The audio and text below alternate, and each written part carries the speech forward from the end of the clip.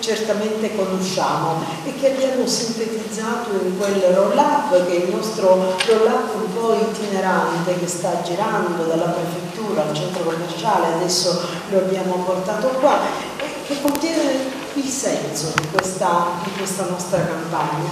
E quindi questa è la lettura dei segni, quella conosciuta, quella che diffondiamo, alla quale dobbiamo porre massima attenzione.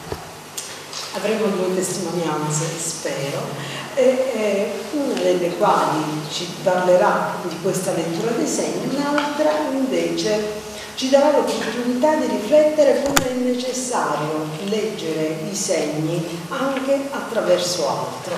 Quindi diciamo che avremo un modo di guardare la lettura dei segni che sarà legato a questi aspetti, ma una lettura dei segni che nasce nella notte dei tempi, nasce già nella storia.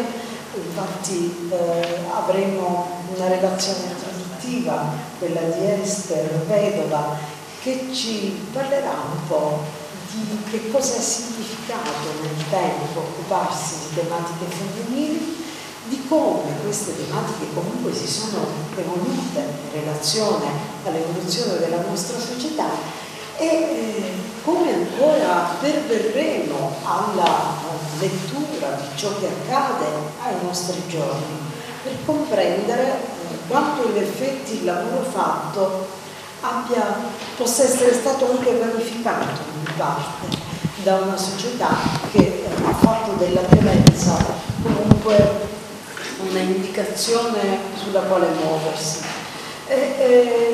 Poi chiuderemo questo nostro percorso con ciò che in fondo gli strumenti, ecco, che la legge ci mette a disposizione per chi si trova in queste situazioni e perché noi lo possiamo diffondere.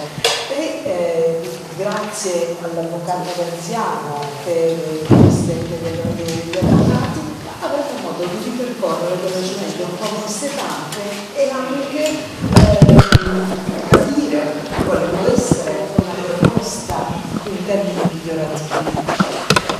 Riteniamo che comunque la dolcezza deve essere alla base di ciò che vogliamo opporre alla violenza. Lo abbiamo fatto già dall'anno scorso, richiamando le scuole ad allestire gli alberi di Natale della gentilezza, perché ripristinare un processo di gentilezza ci aiuta a rendere le radici della violenza più deboli, e allora vogliamo cominciare dalle scuole. Però abbiamo voluto, con il supporto del grande chef Rosario Mattina, dare vita ad un'idea: creare il biscottino contro la violenza sulle donne. Si chiamerà Sorocchino, prenderà il nome del nostro club, sarà un biscotto stellato così come il club, lo chef Rosario Mattina che lo ha creato per noi.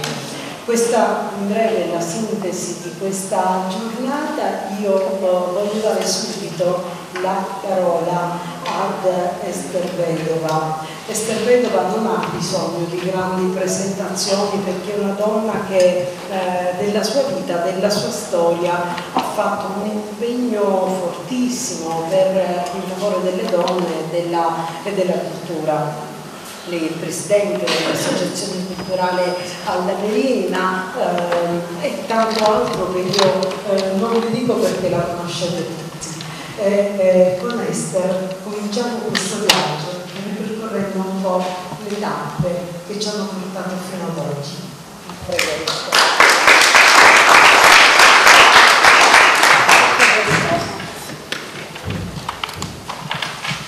Buonasera a tutti.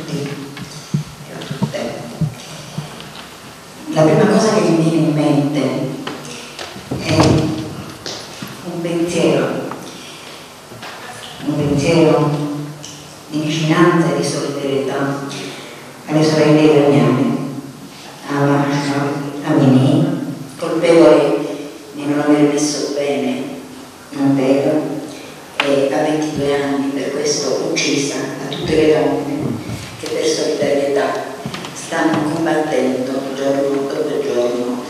per affermare una volontà di libertà a uno Stato dittatoriale teocratico, ma questo lo fanno insieme a uomini e soprattutto ai ragazzi.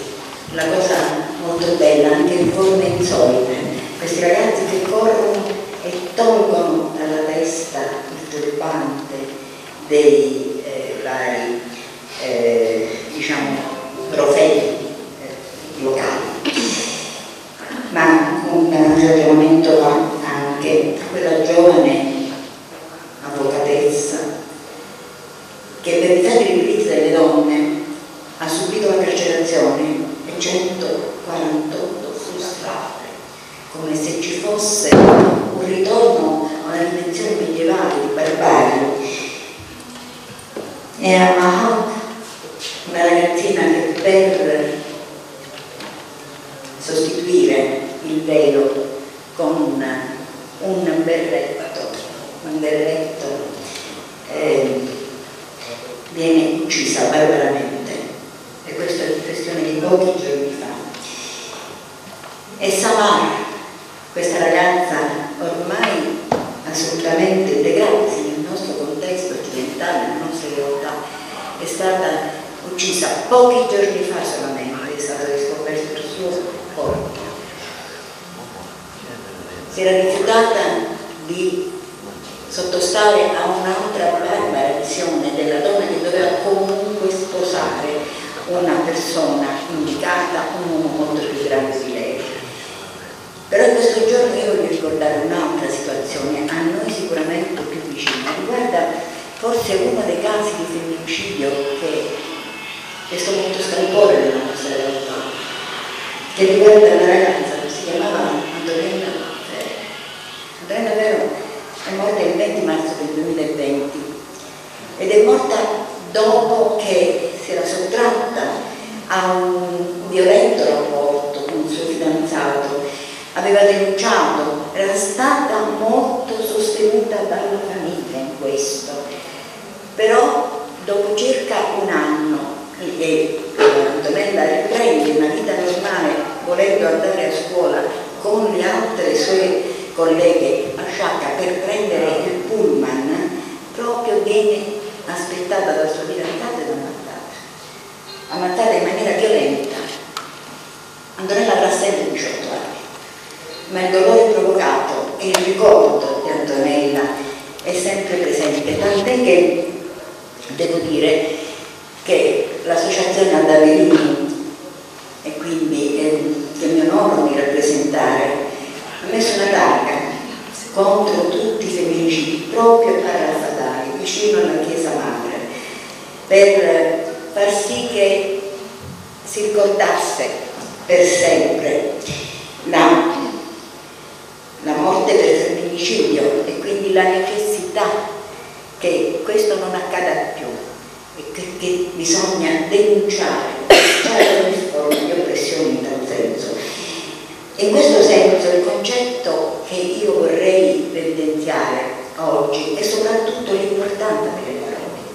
L'importanza della parola, abbiamo parlato di denuncia e la parola veicola il pensiero, il sentimento profondo è in grado di descrivere, narrare, trasmettere di per sé contenuti, immagini, stereotipi, immaginari collettivi. E per questo è molto importante che le parole vengano utilizzate e che siano poi questi segni nel definire un progetto e un laboratorio che desse vita a una pièce teatrale proprio sulla violenza alle donne. Noi abbiamo fatto un'operazione di brainstorming utilizzando le parole. Le parole più in uso sono sempre le stesse e sono gelosia, possesso, ricatto, malinteso senso dell'amore e ancora stupro e ancora violenza in senso totale e violenza economica e il femminicidio che rappresenta forse un'escalation di tutti questi elementi messi insieme e messi in opera.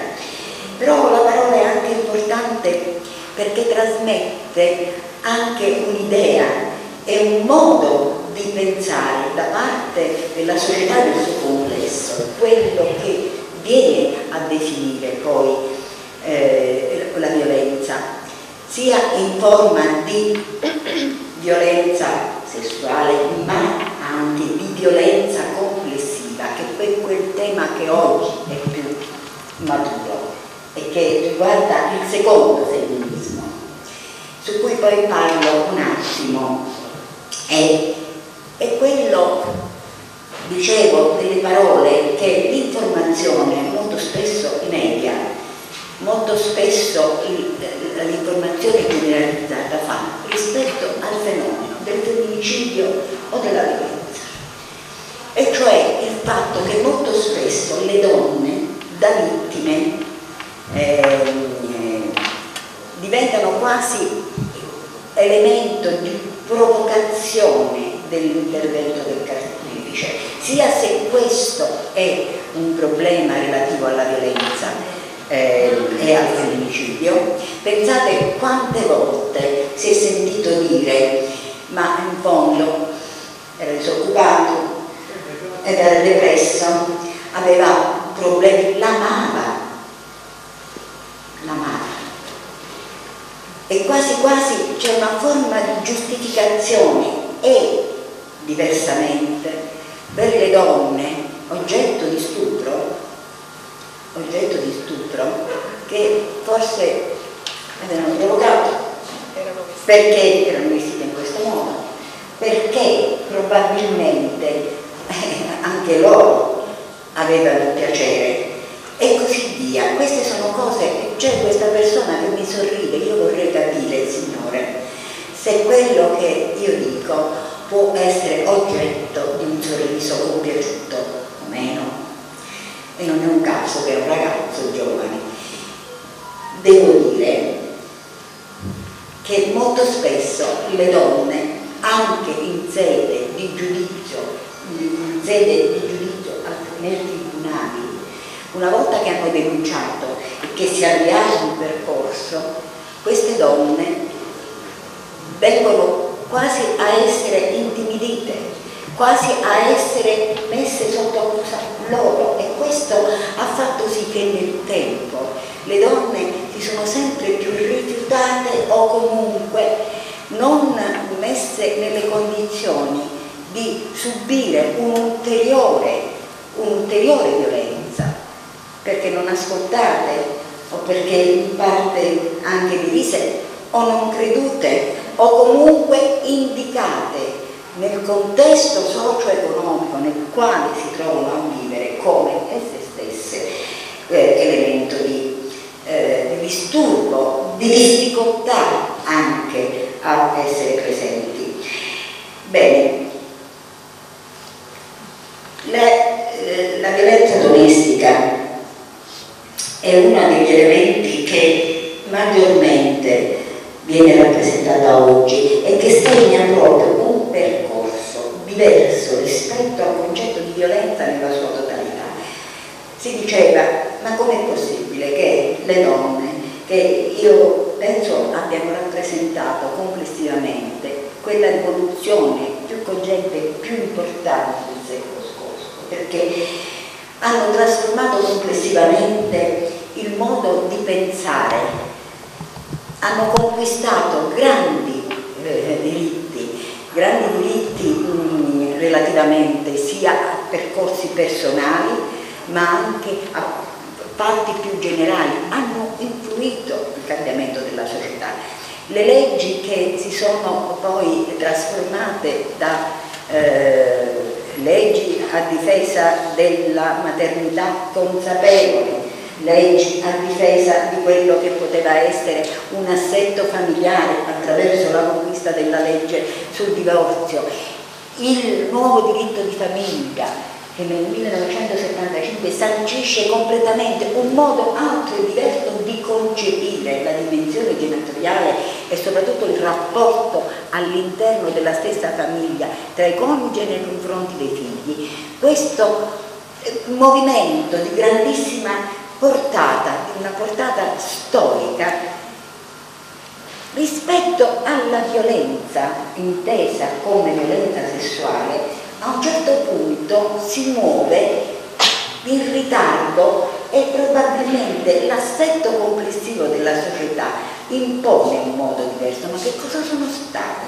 le cose che hanno smosso in tal senso? Ci sono stati degli elementi che hanno cominciato a far pensare che c'era un'altra forma di oppressione dell'uomo rispetto alla donna, e queste cose sono state, per esempio, il cosiddetto diritto del Ciuceo, se ci pensate, la morte della Lopez, messa in atto da due rampolli della società borghese, della nera borghesia romana, la testimonianza della borghesia romana, ma non solo questo, lo stupro nei confronti della nostra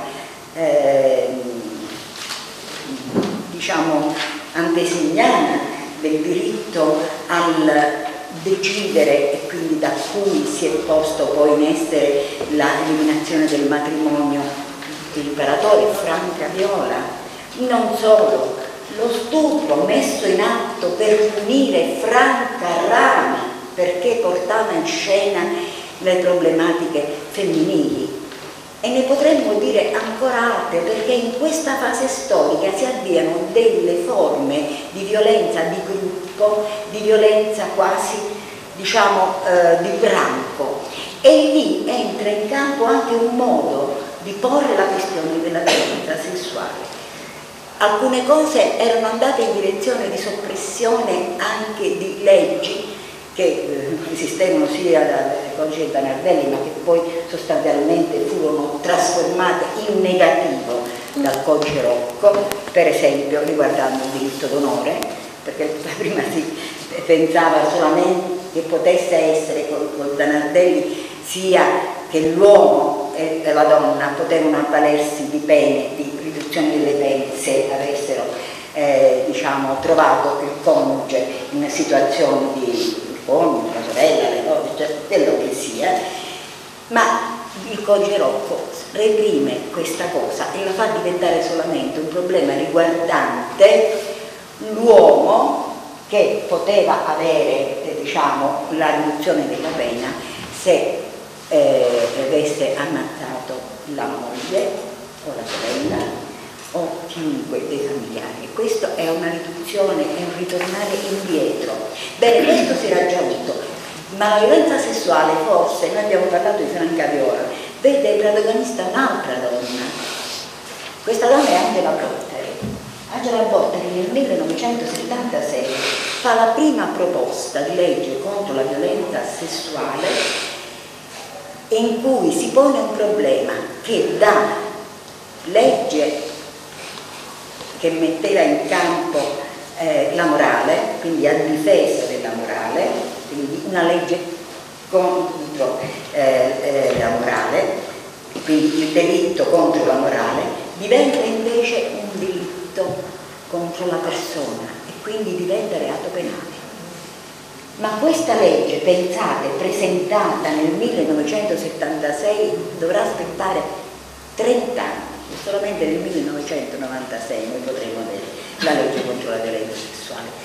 Però alla fine queste tematiche, pur tanto importanti, a un certo punto finiscono col cozzare con il cambiamento del tempo e altre tematiche che nel frattempo entrano in campo rispetto a un'acquisizione più generale delle problematiche della violenza.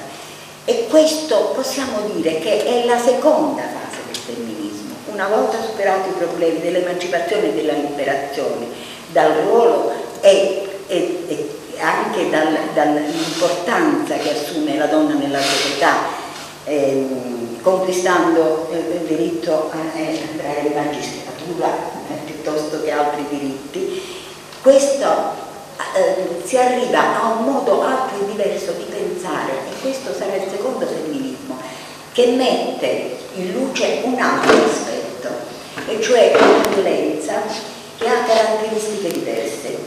ha una caratteristica di trasversalità, perché viene comunque nucleata dagli uomini nei confronti delle donne e indipendentemente dalla classe sociale, dall'età, dalla provenienza e così via di seguito. Questo è un punto. Un altro punto è quello che riguarda le violenze domestiche e quindi la casa, che non è più un luogo di tranquillità, un luogo ameno, ma diventa lo stesso punto di negazione di libertà e di violenza.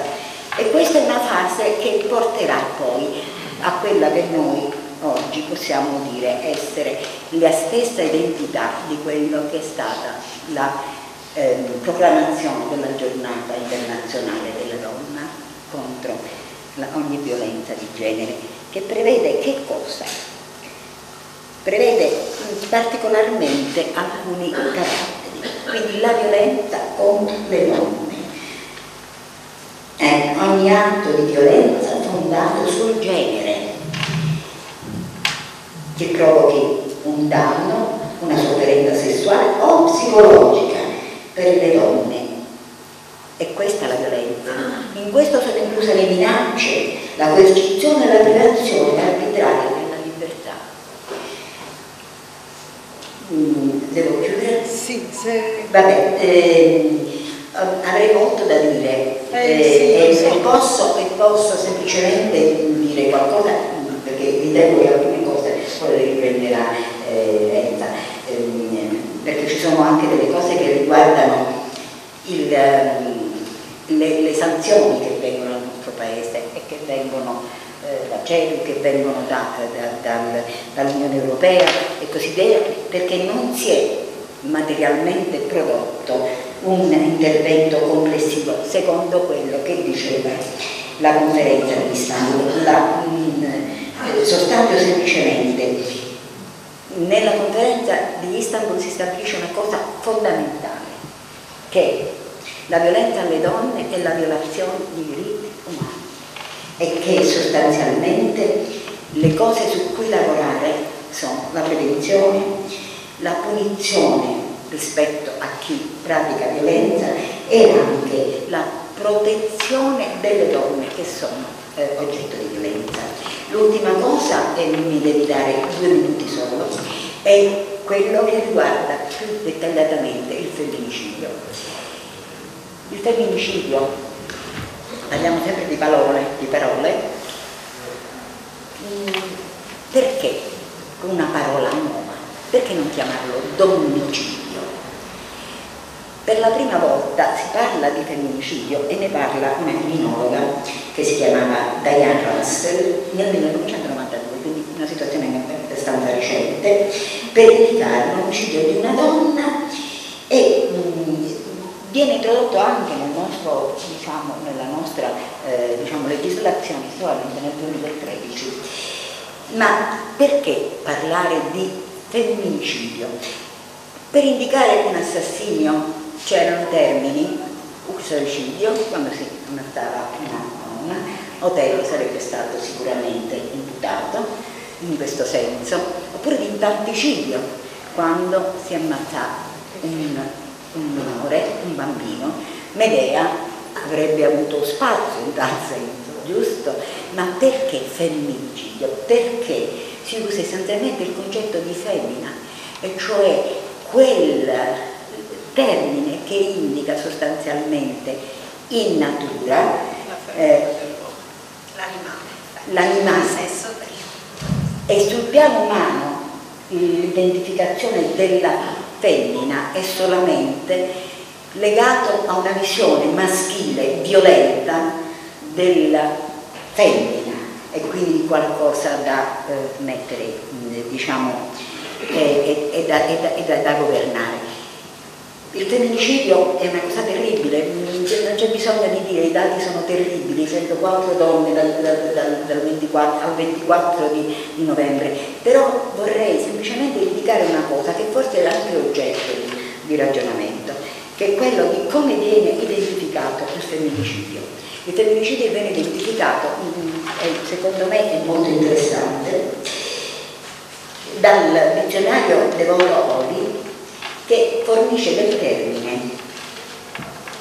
La parola femminicidio comprende qualsiasi forma di violenza esercitata sistematicamente sulle donne in nome di una sovrastruttura ideologica di matrice patriarcale, allo scopo di perpetuare la subordinazione e di annientare l'identità attraverso l'assoggettamento fisico e psicologico fino alla schiavitù o alla morte.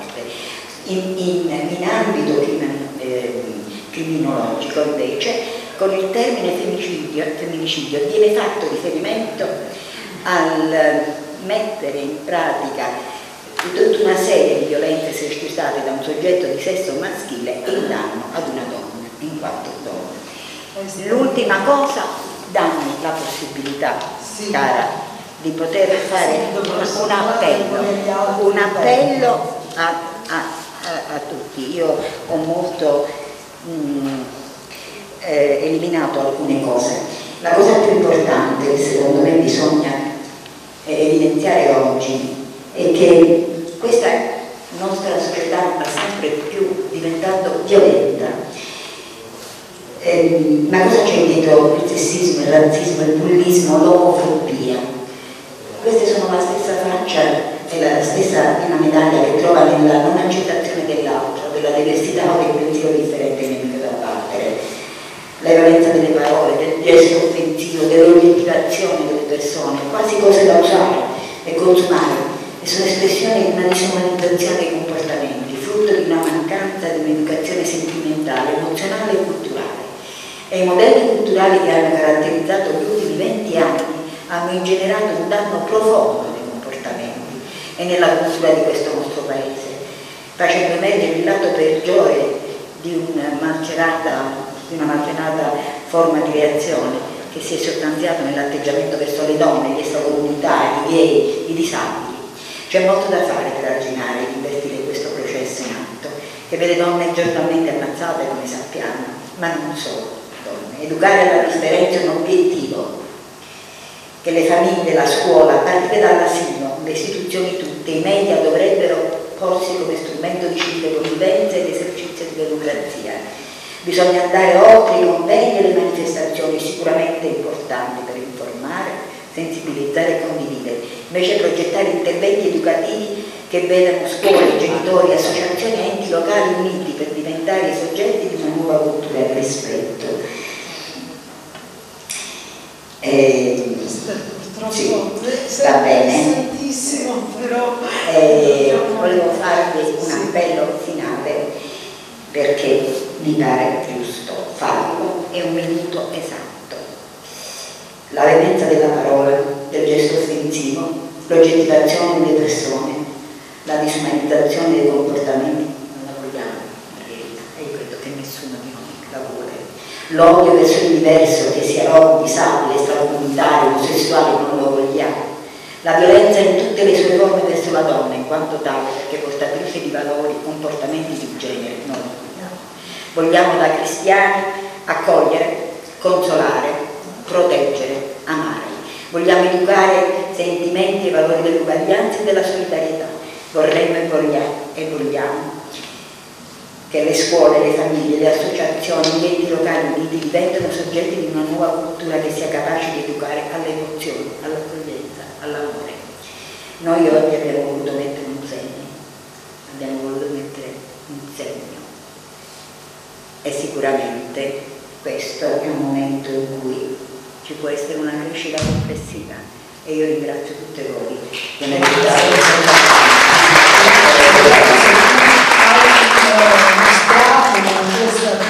questa relazione, il tuo impegno che è veramente quello di una vita. Infatti abbiamo potuto apprezzare proprio i vari passaggi vissuti in prima persona da Esther, quindi grazie ancora. Noi abbiamo dei momenti di riflessione che però verranno anche introdotti da qualche lettura. Tra un mondo sul significato, che io ringrazio di ci leggerà un brano che ci introdurrà alla prima testimonianza, quella di Giovanna Zizzo. Susi ci propone Il mostro, da tratto dal libro Ferite a morte di Serena Dandieri. Prego.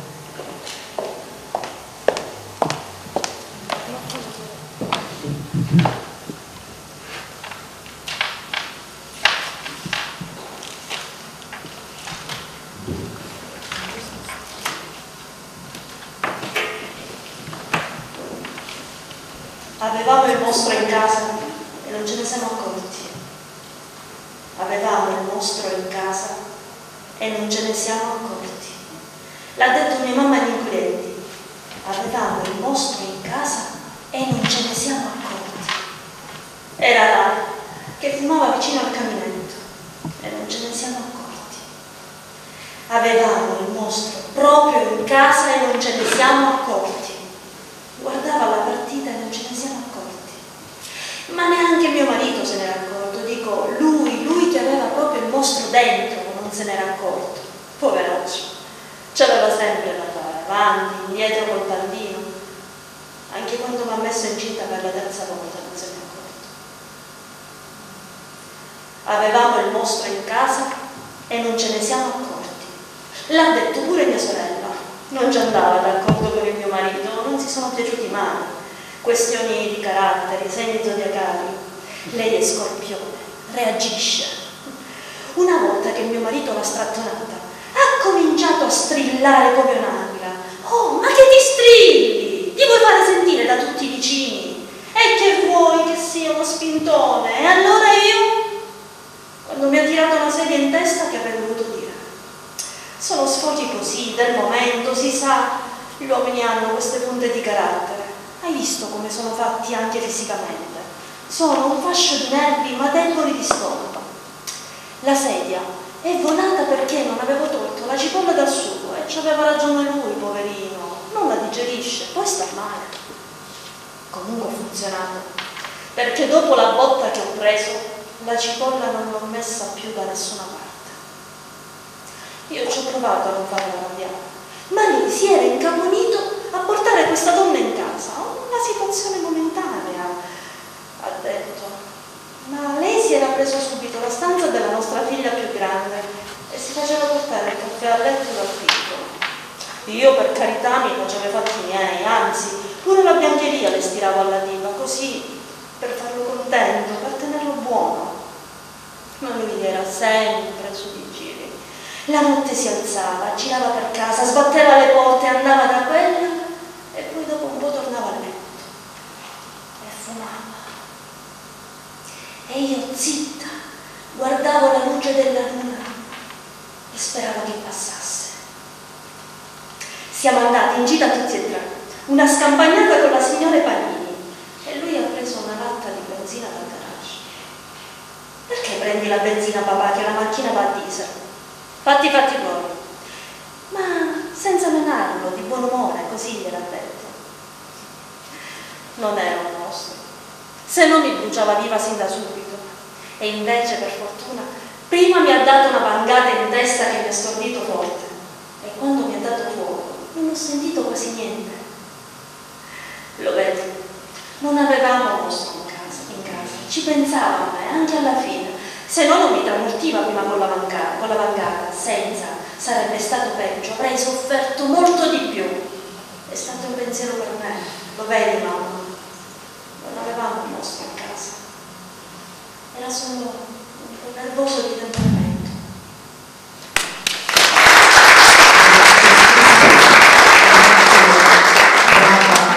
Avevamo il mostro in casa e ci introduce ad una storia, quella di Giovanna Zizzo. E adesso Antonella Divino ce la traccia brevemente. Giovanna Zizzo è la mamma di Laura Russo, uccisa a soli 11 anni dal papà nella notte tra il 21 e il 22 agosto del 2014 a San Giovanni la Punta in provincia di Catania. Laura ha una sorella. Entrambe passano la sera con il padre, vanno in pizzeria, fanno la foto da postare sui social sorridenti e felici. Poi dormono a casa dell'uomo nel lettone.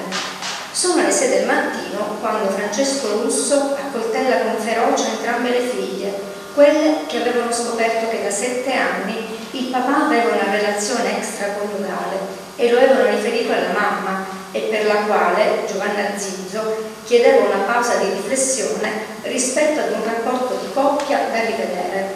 Questo scatena la ferocia dell'uomo, che le accoltella con inaudita crudeltà. Laura muore, la sorella Marica si salverà. Condannato all'ergastolo dai 3 gradi di giudizio, lui non si è mai pentito. Adesso una testimonianza che ho registrato con Giovanna Zizzo, che è significativa per diversi motivi. Intanto perché ci evidenzia questa lettura dei segni che lei stessa dichiara, se fosse stata operata nei giusti tempi probabilmente avrebbe evitato ciò che è avvenuto. E poi ha una particolarità, l'efferatezza di quest'uomo che ha compiuto su questa donna il femminicidio dell'anima, l'ergastolo del dolore. Prego, Gianna, grazie.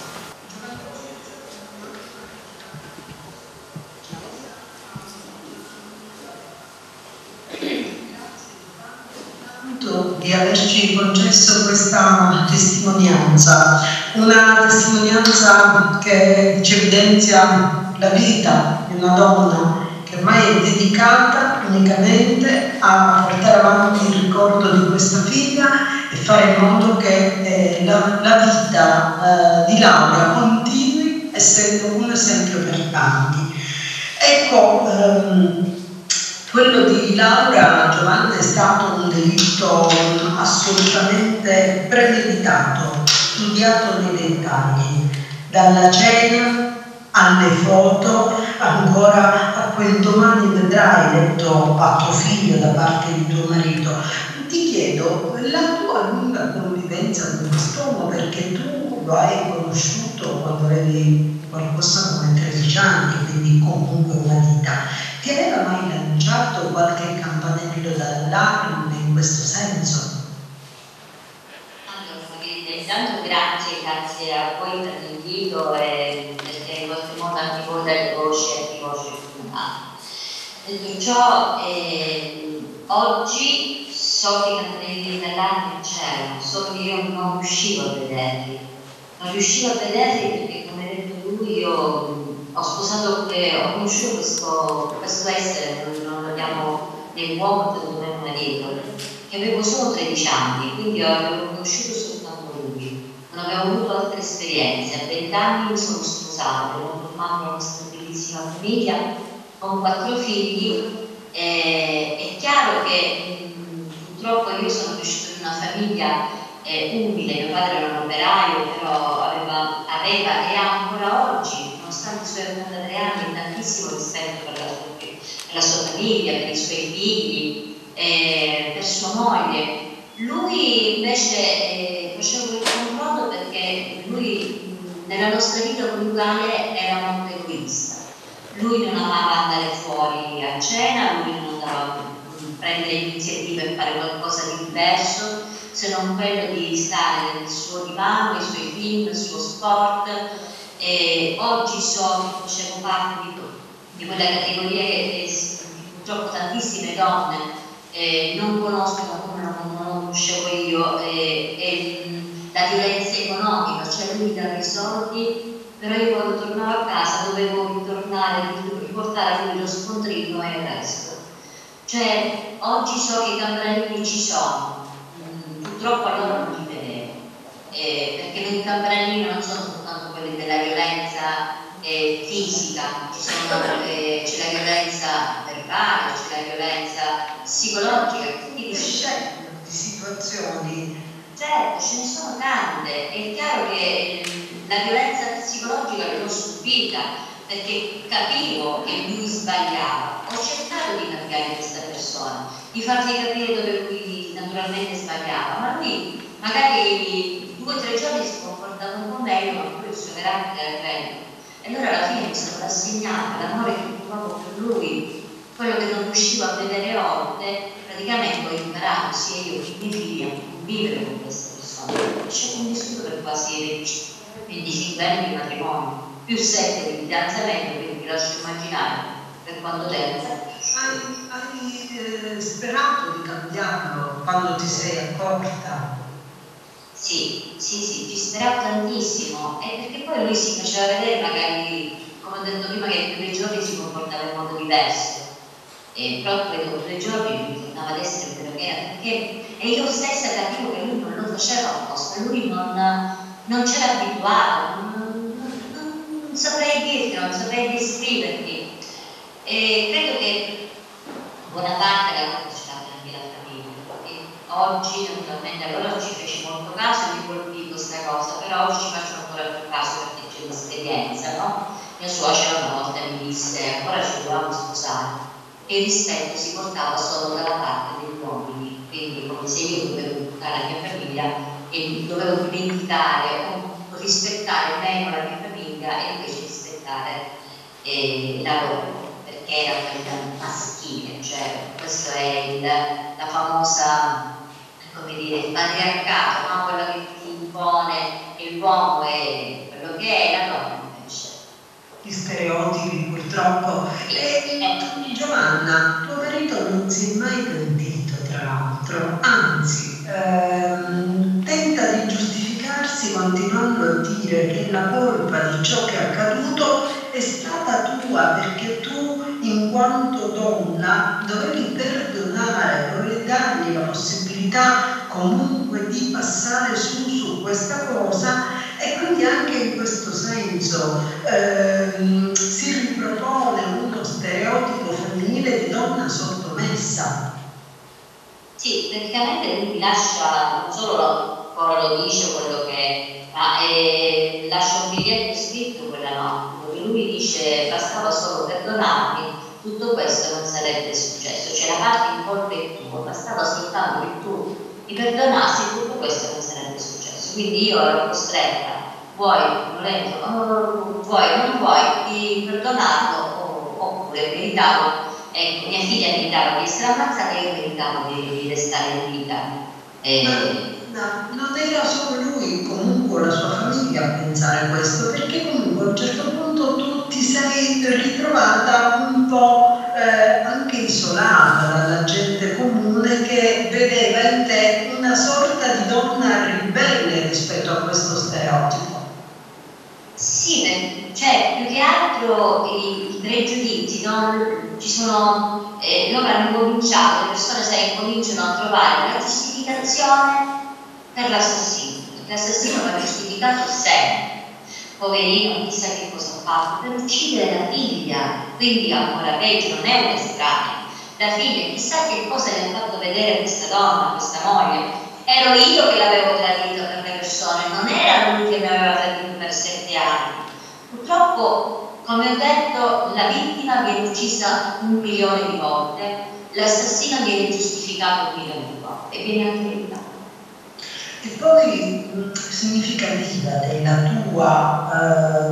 di questa tua esperienza amara è anche quello che quest'uomo ha fatto, nel senso che ha tentato di uccidere anche l'altra figlia, quindi comunque le 2 bambine che erano state coloro che avevano comunque scoperto la tresca e che avevano reso nota questa tresca, e poi ti ha punito doppiamente perché ti ha lasciata in vita, ti ha condannata a un femminicidio dell'anima, quell'ergastolo del dolore del quale tu parli, dal quale non potrai mai più uscire.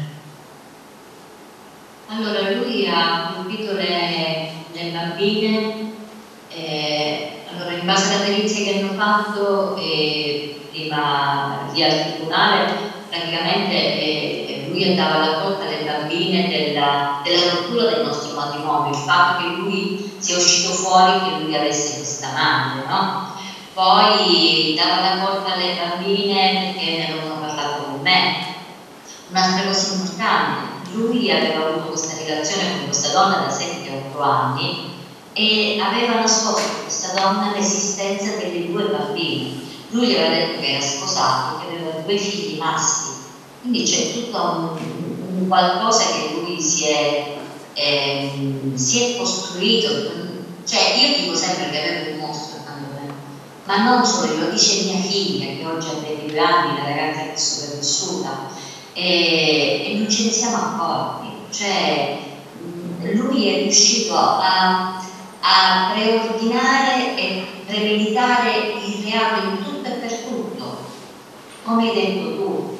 Ha colpito le mie bambine perché sapeva che era il bene più prezioso dove mi poteva fare più male, e in effetti così è condannata nel caso del dolore, lasciato in vita, è stato crudele e cattivo. Io dico che è una persona senza anima. Giovanna, tu sei sempre in giro per portare questa tua testimonianza nel corso di manifestazioni, nel corso di eventi, non solamente in questo periodo, ma lo fai praticamente tutto l'anno. Qual è la tua missione a questo punto? Allora, io dico che lui mi ha lasciato in vita sperando di vedermi in un angolo a morire di dolore, aspettando la morte. C'era quasi riuscito, perché il dolore mi aveva portato a diventare così egoista da non vedere, non pensare che avevo attorno. Io avevo accanto a me una ragazza che era sopravvissuta e 2 ragazzi che hanno vissuto l'orrore, la morte della sorellina che gli è morta di sangue tra le braccia. Quindi lui e anche altri di coloro aspettavano che io magari la facessi vivere, e c'erano quasi riusciti, perché io per 1 anno non ho vissuto. Poi ho capito che la mia vita non era quella, io non potevo fare la vita così, perché i miei figli ancora avevano bisogno di me, i miei genitori ancora avevano bisogno di me. Mi sono fatta coraggio e so che la mia missione è quella di dare voce ai miei figli. E poi vi basta guardare la sua foto, la mia peperina, così la chiamavo io e la chiamavo una scuola. I suoi occhi, il suo sorriso trasmette amore, trasmette pace, e io ho voluto in qualche modo trasformare quel dolore in qualcosa di bello, in missione d'amore da donare agli altri, finché non accada più, scuotere la coscienza di tutti. Ho quella speranza che di vedere un mondo migliore. Laura aveva lasciato scritto in un suo tema scolastico che immaginava di un mondo più pulito e un mondo migliore, quindi io porto avanti il suo nome. Attraverso la mia voce mia figlia continua a vivere. Questo per me è tutto, perché se mi fermo un attimo a non parlare di lei, a stare in silenzio, io penso che mia figlia morirà un altro milione di volte, e non voglio che mia figlia muore, voglio che mia figlia continui a vivere nel cuore di tutti, perché poi per le istituzioni, per chiunque, le lingue diventano semplicemente un numero scritto su una radio e su un foglio. Giovanna, la campagna del Club Optimist a livello nazionale si incentra su qualcosa che tu hai toccato. Leggi i segni, è la nostra campagna di quest'anno. Ti chiedo quanto è importante che tu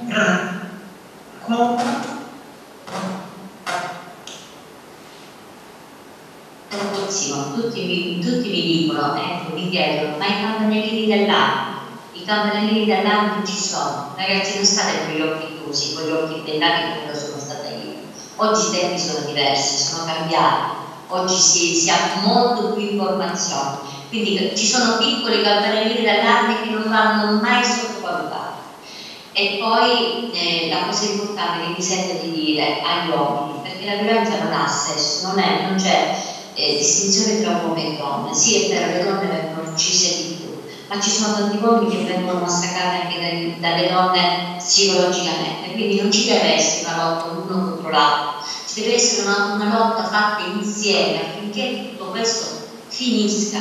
E questo l'uomo deve fare un passo indietro, cioè rendersi conto che quando c'è questa rabbia, questa violenza dentro di lui, non riesce più a controllare, di farsi forza e chiedere aiuto. Non è vergogna farsi aiutare, perché dalla violenza non si riesce più.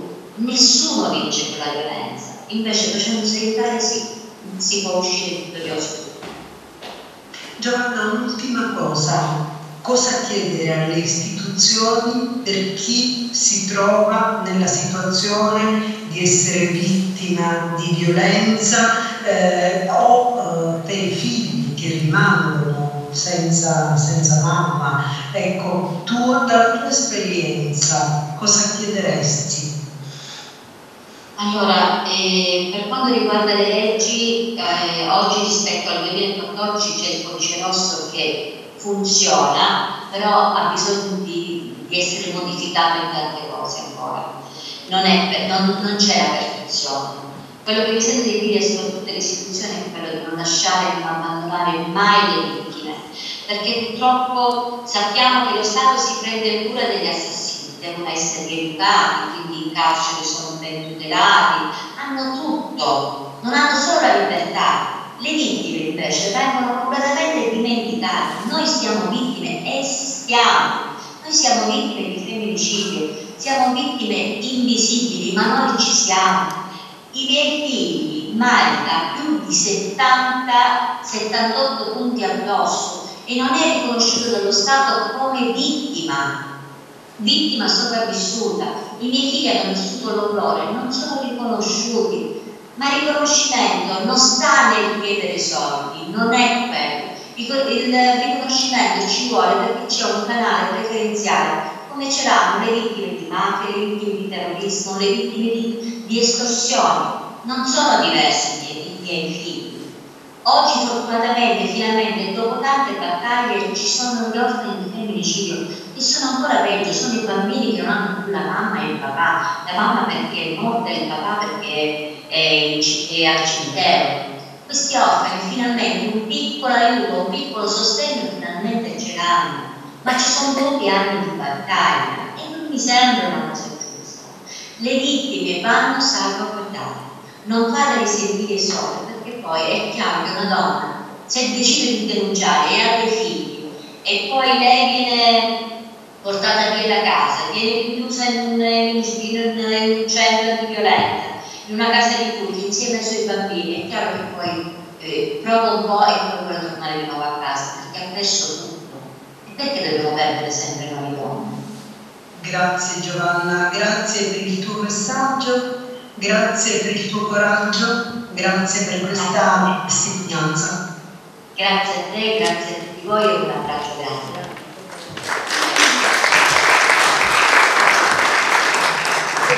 Le luci, se potete accendere le luci, ragazzi.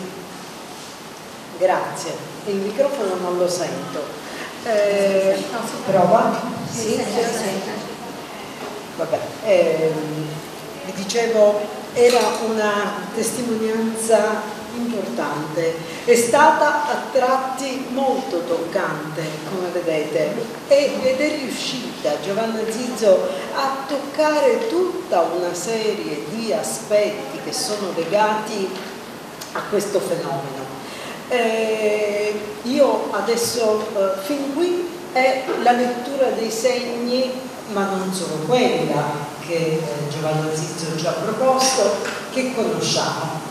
Adesso c'è un'altra lettura dei segni che dobbiamo imparare a conoscere e che viene lanciata nella prossima intervista. La prossima intervista che ho scelto riprende, ridà vita alla vicenda che è una delle più brutte della storia d'Italia, la strage del Circeo.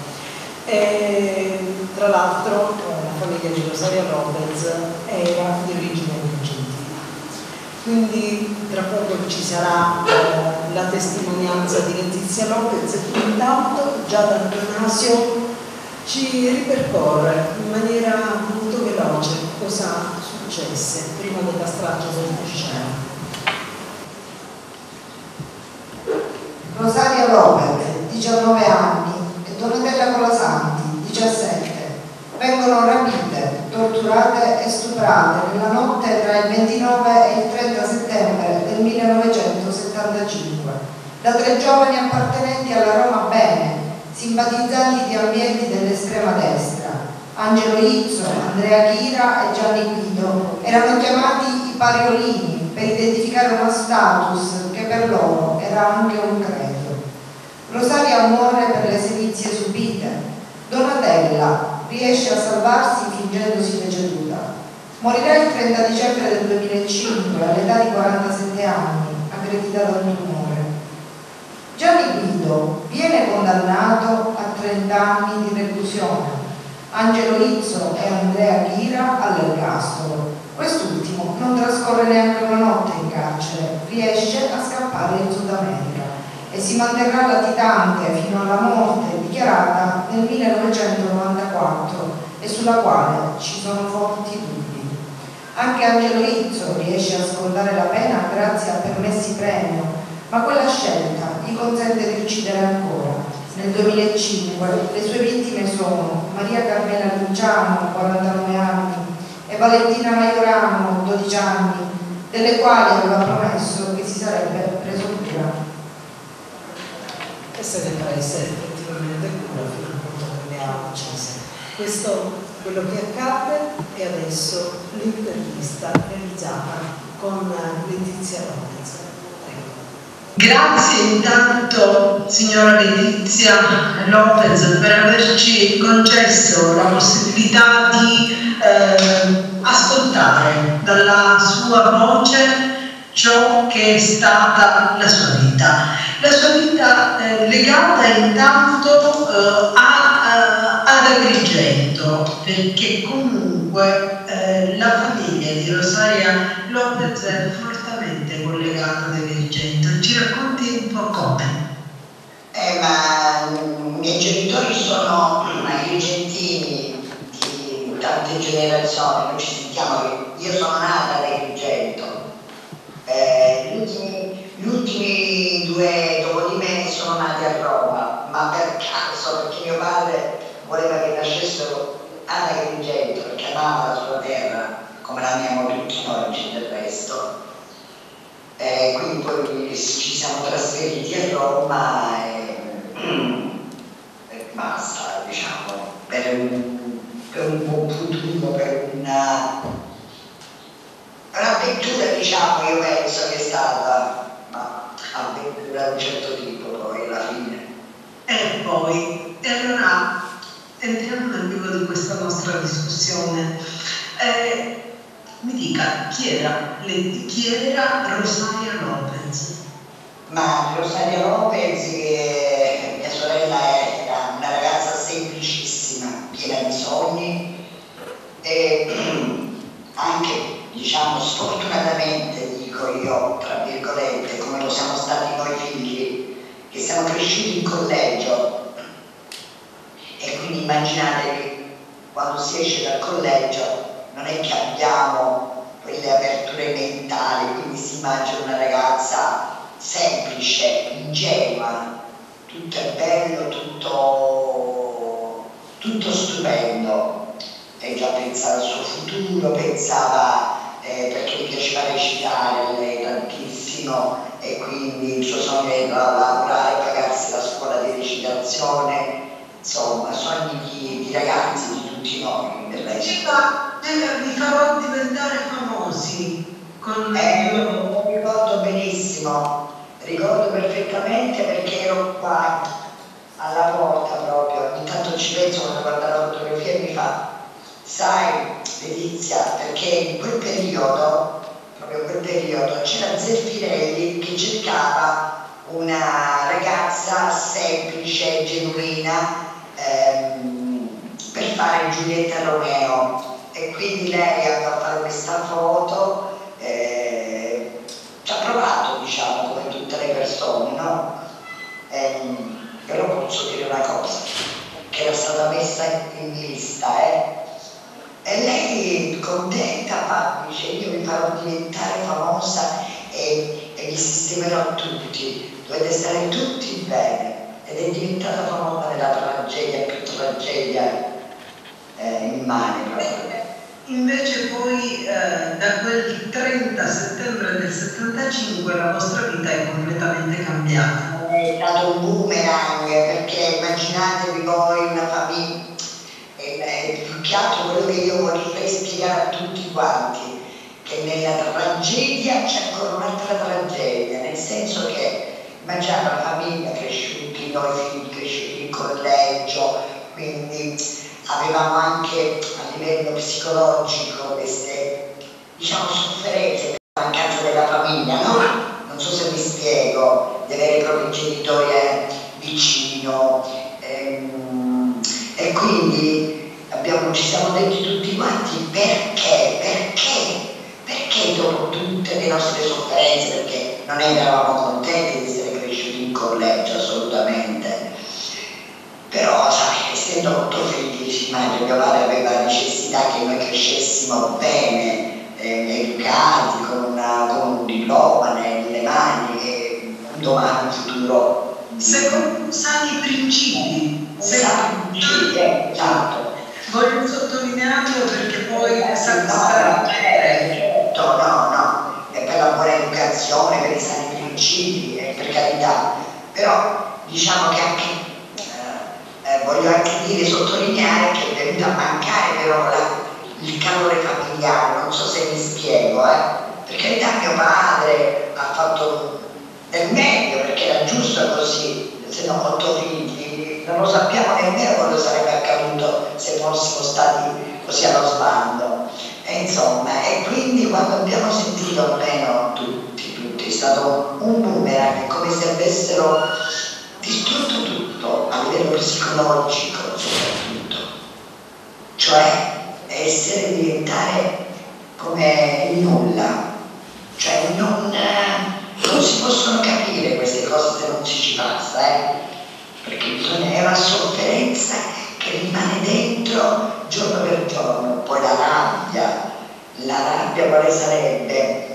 Che queste persone che hanno fatto questa cosa assurda, orrenda, che già all'età di 14 anni loro violentavano le ragazze, e l'istituzione non ha fatto nulla, a prescindere dal fatto dei genitori, che erano genitori di una buona famiglia, di, come dice lei, di sani principi, perché anche loro, i ragazzi, andavano in un istituto cattolico, educativo, quant'altro, però avevano queste cose, violentavano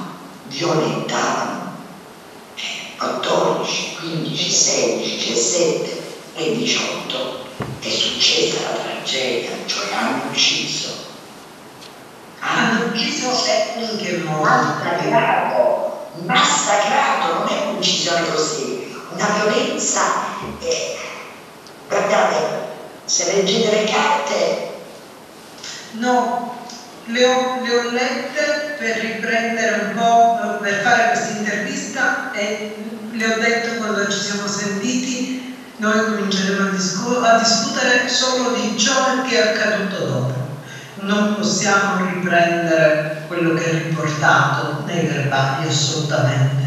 Per rispetto intanto di Rosaria e di Donatella e del vostro dolore. Quindi noi parliamo adesso del fatto che siete diventati poi famosi, ma tristemente siete diventata la famiglia di quelle del Circeo. Brava, sì, non siamo la famiglia del Circeo. In questo essere collegato a quello, viene collegato, ma è la persona. Sì, ma c'è di peggio, cioè la famiglia del Circeo anche a un certo punto guardata in un certo modo, perché uno dei passaggi della linea dell'avvocato di Gianni Guido è per dire: se le ragazze fossero rimaste accanto al focolare, non fossero uscite di notte. Quindi c'è questo ribaltamento, tentano di farmi passare dalla parte lesa all'imputata. E poi non era vero, perché era un pomeriggio. Era un pomeriggio, perché di sera i miei genitori non mi avrebbero, né a me né a nessuno, fatto uscire di notte, cioè il pomeriggio alle 8 a casa, perché non si scherzava, Poi c'avevo un fratello che era terribile, guai se ritardato, tant'è vero che quando non rientro alle 8, mio fratello ha avuto una sensazione brutta, però telefonò a una mia sorella sposata e ha detto per caso è lì? Dice forse ci sono arrivata adesso, probabilmente sarà giù, dice Mostadici, per colpa tua perché poi la rimproverate, 1 minuto più, 1 minuto in meno, ma no, dice io volevo sapere se come mai sta ritardando, ed erano le 8, le 8. Alle 9 mio fratello è andato a fare la denuncia e i carabinieri gli dissero sicuramente avrà avuto paura per te perché tu sei prepotente, poi che sono ragazze, bisogna lasciare un pochettino liberi, ecco la situazione, che adesso va alla ricerca. Invece mio fratello probabilmente sentiva questo sempore di che non l'avrebbe più rivista. Una storia anche per quanto riguarda gli assassini che è triste per voi, perché in particolare uno di questi, Andrea Ghira, è stato colui che con molta probabilità, secondo ciò che lei pensa, possa addirittura averla fatta completamente franca. Sì, sicuramente l'ha fatto franca, ma tutti l'hanno fatta franca, anche Angelo Izzo, Gianni Guido, ancora peggio Gianni Guido, e Andrea Ghira è stato più furbo, più intelligente probabilmente anche da appoggiare dai genitori e anche dall'istituzione. Tutt'oggi, pur anche oggi che io ho fatto una richiesta della prova del DNA per la seconda volta, bene, le carte sono state segretate, nell'avvocato e nella mia genetista non sa nulla. Come molte.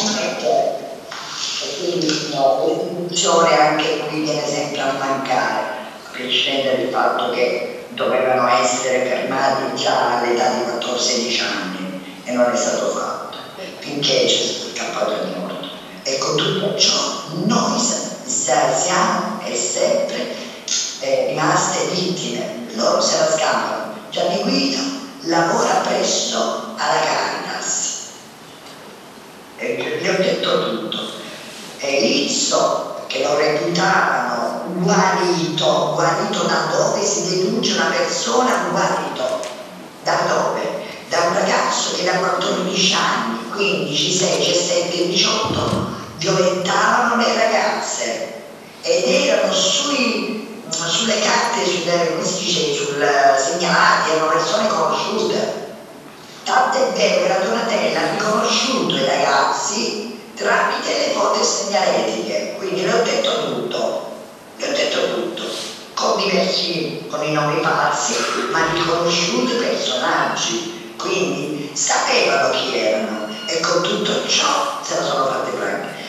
Izzo è uscito, lo hanno fatto diventare bravo, lo facevano gestire una casa di protezione e ha ammazzato una mamma e una bambina. Questo successivamente, quindi oltre il delitto della strage del Circeo, poi è stato rilasciato e ha ucciso di nuovo. E immaginatevi voi Donatella quando sente questa storia.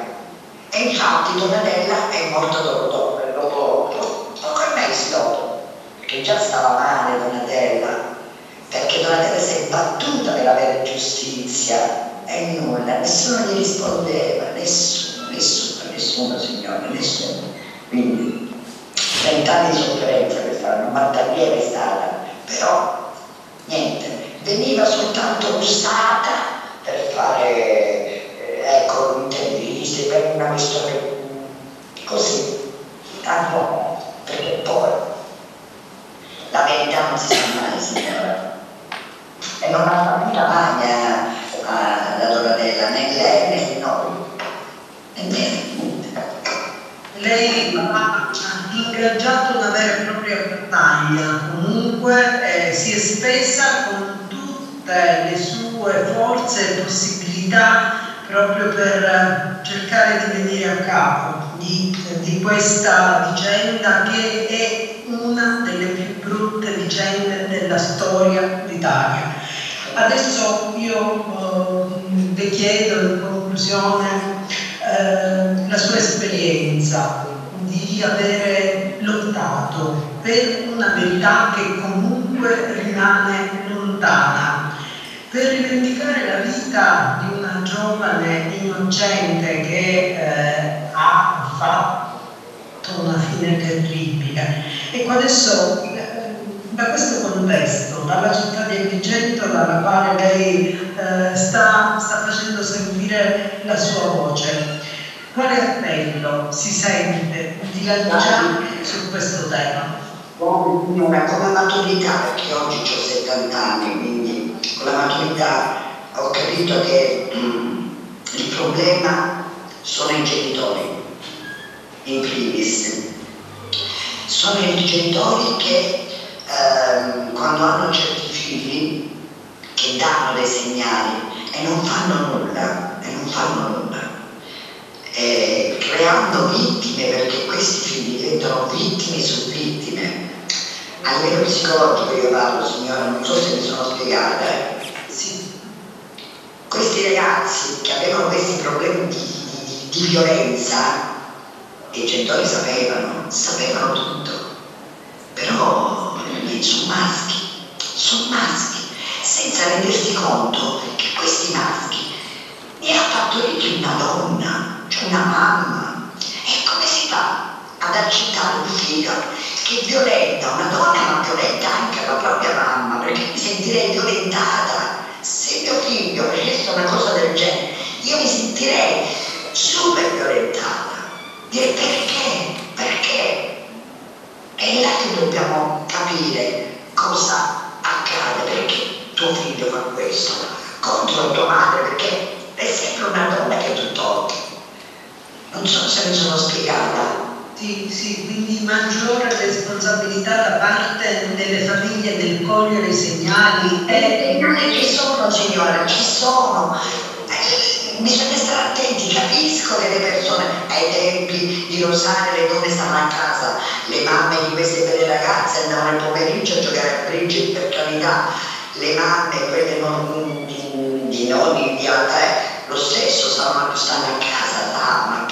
Oggi le donne purtroppo per la situazione dobbiamo lavorare tutti, non c'è niente da fare perché non si può andare avanti, e quindi probabilmente perché ieri un ragazzo ha ammazzato la fidanzata a coltellate e poi si è ammazzato lui. Non è questo caso un'altra persona, cioè noi siamo